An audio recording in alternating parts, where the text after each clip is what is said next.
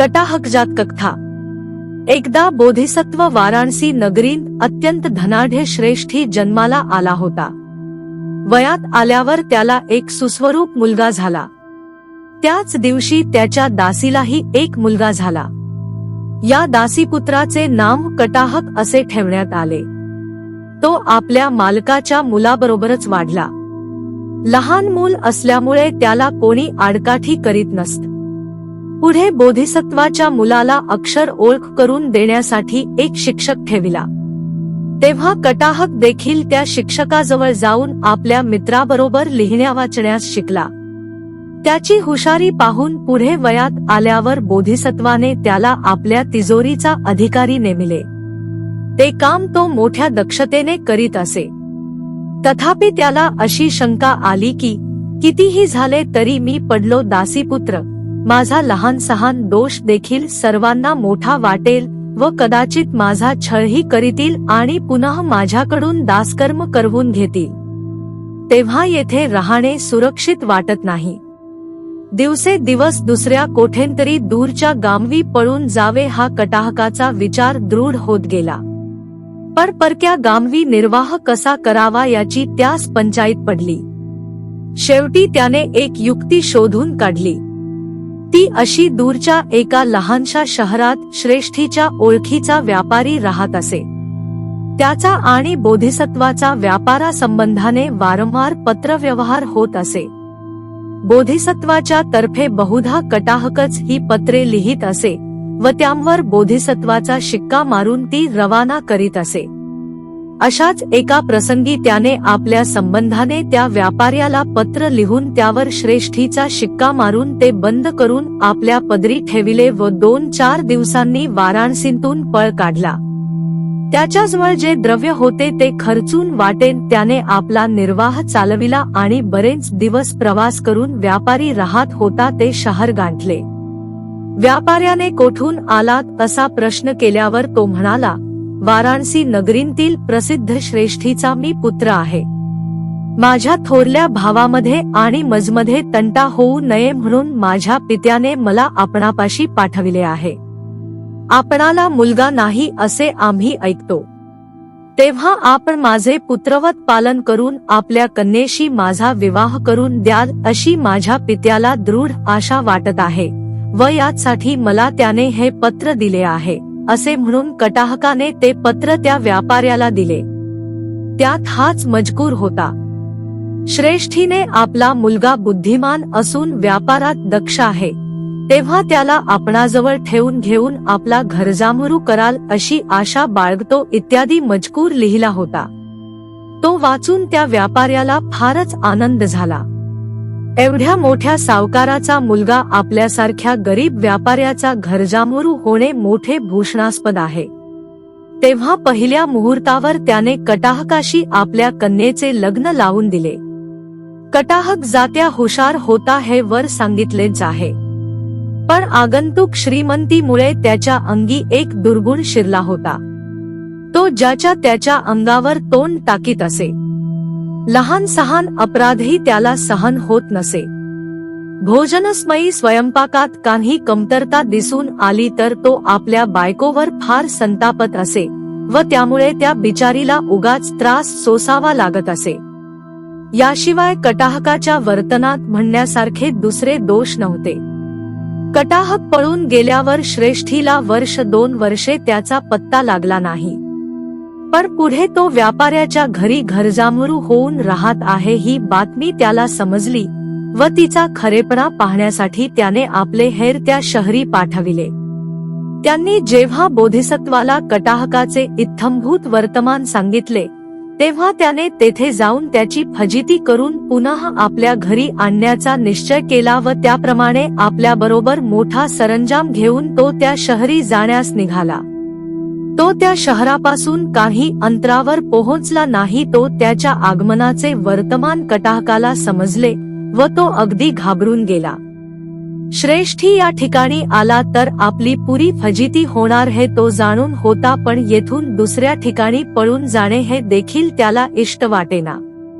काही काळ कटाहक किंकर्तव्यमूढ होऊन विवंचनेत पडला। परंतु त्याच्या समयसूचक बुद्धीने त्याला शेवटी हात दिला.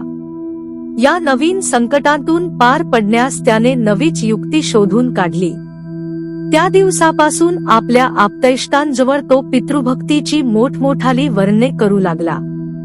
तो म्हणाला, अहो, तुमचे हे शहर म्हणजे वाराणसीच्या मानाने नुसते खेडेगाम आहे.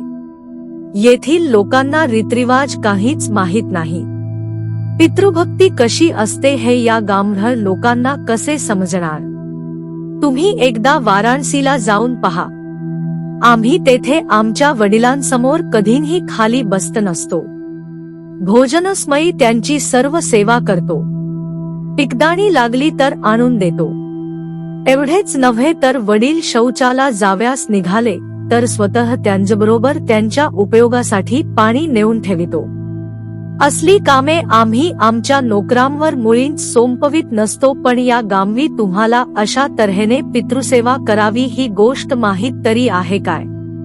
त्या शहरांतील लोकांनी वाराणसीत फार दिवस वास्तव्य केले नसल्यामुळे व तेथील रीतिरिवाजाची माहिती नसल्यामुळे कटाहक सांगेल ते त्यांना प्रमाण होऊन बसले व काशीच्या चालीरीती संबंधाने त्यांना एक प्रकारचा मोठा आदर वाटला. महाश्रेष्ठी लवकरच त्या शहरी पोहोचणार हे जाणून कटाहक आपल्या सासऱ्याला म्हणाला, मामाजी, तुम्ही माझ्या पित्याच्या आदरातिथ्याची सर्व तयारी करून ठेवा. मी पित्याच्या भेटीला आमच्या सामर्थ्यांप्रमाणे नजराणे घेऊन जातो व मोठ्या गौरवाने त्याला तेथे घेऊन येतो. आपले वडील इतके जवळ आले आहेत हे जाणून घरीच बसून राहणे हे वाराणसीतील कुलपुत्रांना अत्यंत अनुचित आहे. तेव्हा मी आजच्या आज माझ्या पित्याच्या भेटीसाठी जात आहे. बराच लवाजमा बरोबर घेऊन तो महाश्रेष्ठीच्या दर्शनाला गेला. वाटेत महाश्रेष्ठी एका ठिकाणी उतरला होता. तेथे कटाहकाने त्याची भेट घेऊन आपण आणलेले नजराणे दिले. श्रेष्ठीला मोठा चमत्कार वाटला. आपले नाम ऐकल्याबरोबर कटाहकाने पलायन करावे किंवा गर्भगळीत होऊन जावे असे असता हा दासीपुत्र मोठ्या शौर्याने आपल्याजवळ येऊन नजराणे देतो याचा अर्थ काय हे त्याला समजेना. श्रेष्ठी या विचारात गढून गेला असता स्नानाची वेळ झाली. स्नानाच्या पूर्वी शौचविधीला जाण्याचा श्रेष्ठीचा परिपाठ असे. त्याप्रमाणे श्रेष्ठी आपल्या ठाण्याजवळच्या जंगलात जाण्यास निघाला. त्यावेळी कटाहकाने आपल्या लोकांना तेथेच राहण्यास सांगितले व तो उदकपात्र घेऊन श्रेष्ठीच्या मागोमाग गेला. वाराणसीतील कुलपुत्र आपल्या पित्याची अनन्यभावे सेवा करीत असतात ही गोष्ट कटाहकाच्या सर्व नोकरांना माहीत असल्यामुळे त्यांना त्याच्या या कृत्याने मुळीच आश्चर्य वाटले नाही.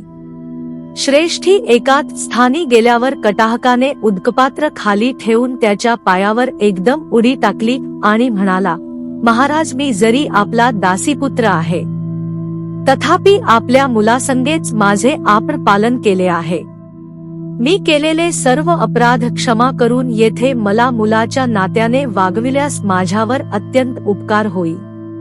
पण जर तुम्ही माझे कृत्य उघडकीस आणाल तर त्यापासून कोणाचाच फायदा होता बिचाऱ्या माझ्या सासऱ्याच्या कुटुंबात फारच गोंधळ उडून जाईल व त्यामुळे सर्वांना दुःख भोगावे लागेल. बोधिसत्व फार दयाळू होता. त्याचे मन वळविण्यास कटाहकाला मुळीच आयास पडले नाहीत. शेवटी त्याच्याकडून आपले दासीपुत्र उघडकीला आणण्याबद्दल अभिवचन घेऊन कटाहक तेथून माघारा आला. त्या दिवसापासून तो श्रेष्ठीची दासाप्रमाणे सेवा करीत असे. श्रेष्ठी व्यापाऱ्याच्या घरी आल्यावर देखील कटाहकाने त्याची सर्व प्रकारे सेवा केली व त्याला प्रसन्न करून घेतले. एके दिवशी कटाहक काही कामानिमित्त बाहेर गेला असता त्याची बायको बोधिसत्वाला भेटली. तेव्हा बोधिसत्व तिला म्हणाला, काय सूनबाई, माझा मुलगा तुम्हाला चांगल्या रीतीने वागवतो ना? ती म्हणाली, मामनजी, आपल्या चिरंजीवाचा कोणताही दोष नाही. त्यांचे माझ्यावर फार प्रेम आहे. केवळ भोजन प्रसंगी कधी कधी काही पदार्थ वाईट लागला तर ते माझ्यावर संतापत असतात. हाच काय तो त्यांचा दोष आहे? मुली, माझा मुलगा लहानपणापासून असाच आहे. जेवण्या खाण्यात त्याच्या फार खोडी असतात, पण तू वाईट वाटू देऊ नकोस. त्याचे तोंड बंद करण्याचा एक मंत्र मी तुला शिकवून ठेवितो. तो तू चांगला पाठ करून ठेव व जेव्हा माझा मुलगा तुझ्यावर रागावेल तेव्हा तो म्हणत जा. 1-2दा या मंत्राचा प्रयोग केला असता माझ्या मुलाची प्रकृती पाण्यापेक्षाही थंड होईल हे मी तुला खात्रीने सांगतो. श्रेष्ठी काही दिवस त्या व्यापाऱ्याच्या घरी राहून वाराणसीला जाण्यास निघाला. कटाहक त्याच्याबरोबर बराच दूर अंतरावर गेला व पुष्कळ नजराणे देऊन त्याने त्याचा मोठा गौरव केला आणि मोठ्या आदराने साष्टांग नमस्कार करून पुन्हा आपल्या सासऱ्याच्या घरी आला. या दिवसापासून त्याचा मान अधिकच वाढला.